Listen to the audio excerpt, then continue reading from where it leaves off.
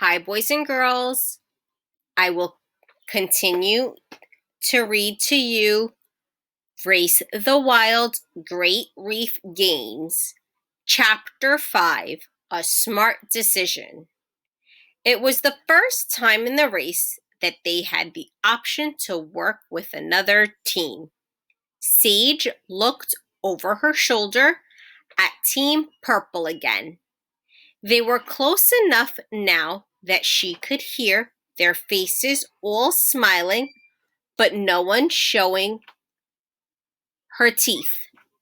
"We want to go ahead," Sage declared, "on our own." Javier raised his eyebrows when Sage answered, and then looked to her teammates. When no one said anything more, Javier tossed the crusty rope into the stern of the new boat. He stepped past Dev and Russell to talk with the boat's captain. At once, the red team leaned forward, mesmerized by the view below. It almost seemed like they could step through the glass panes and drop into the brilliant blue water with the flowing seagrass and darting fish. "The captain has asked if you want to go to a specific part of the reef," Javier said. All eyes fell on Mary. "Don't look at me," she insisted, wiping sweat from her forehead. Sage frowned. Mary had been quiet lately, even for her. "What about that map?" Sage asked Russell. "It tells us where we can and can't go in order to protect the reef," he said. "But it doesn't say where we'll find an anemone and a clownfish." Everyone on Team Red knew about the classic example of symbiosis. "Nowhere specific," Sage yelled to the front of the boat. "Just find us some symbiosis." "Got it," Javier replied. "Except you have to find that yourself." "The clownfish is the only fish that can survive the anemone's toxic sting," Dev said.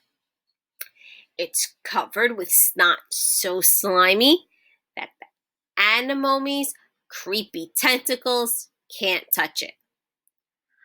"I don't think that's how it works," Sage said.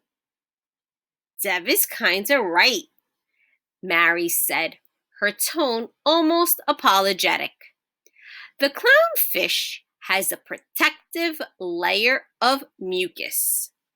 Scientists think it's actually a combination of both clownfish and anemone mucus, so the anemone knows not to sting the clownfish."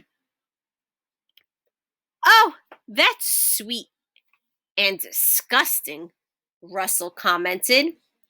"So we're looking for a zebra-striped fish in the mess of tentacles," Sage said. "This should be easy." And it was. It took Team Red only 5 minutes. "Over here," Russell called to Dev. He pointed to a vivid orange and white fish swimming in what looked like a clump of long purple grass. In one smooth motion, Dev lifted the ANCAM and aimed. "Click, click, click." "Looks good," he assessed. "Then send it," Sage prompted, as they watched a flat lemon yellow fish with a snout like a trumpet approached the anemone. At once, A clownfish spurted forward and drove the larger fish away.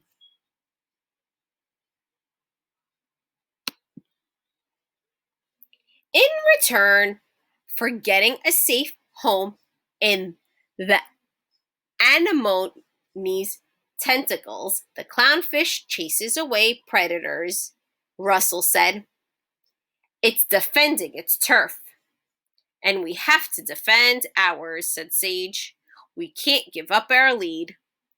The team quickly moved on to searching for another pair when they saw a clam as big as a cow, but no symbiosis. Sage felt an old ripple in her belly. What is that? Russell asked, pointing over the side of the boat.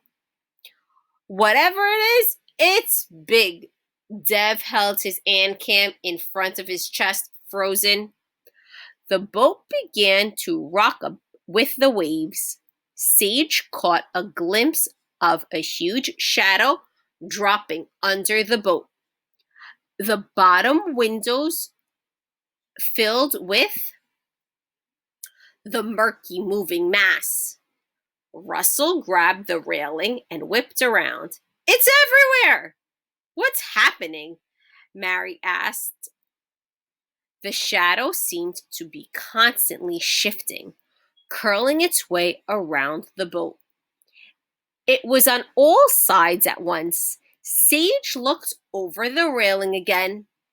Now she could see more clearly. The shadow was not from one giant fish, but hundreds of fish. With sleek, bullet-shaped bodies, they turned with precision and speed.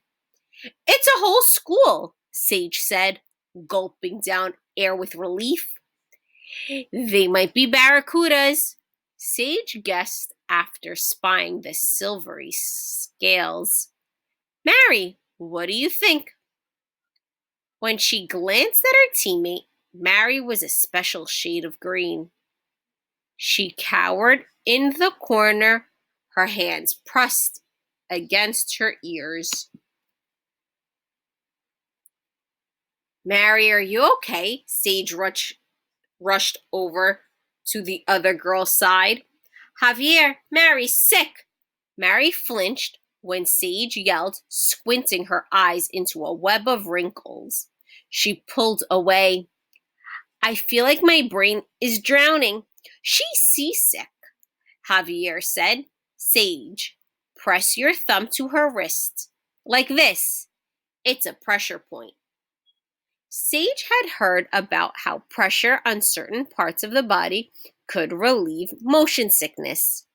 As soon as her thumb was in place, Javier pulled out his ANCAM and started punching buttons. He studied the readout on the screen, slammed down the ANCAM, and rummaged in his backpack. Mary, you've got to take this.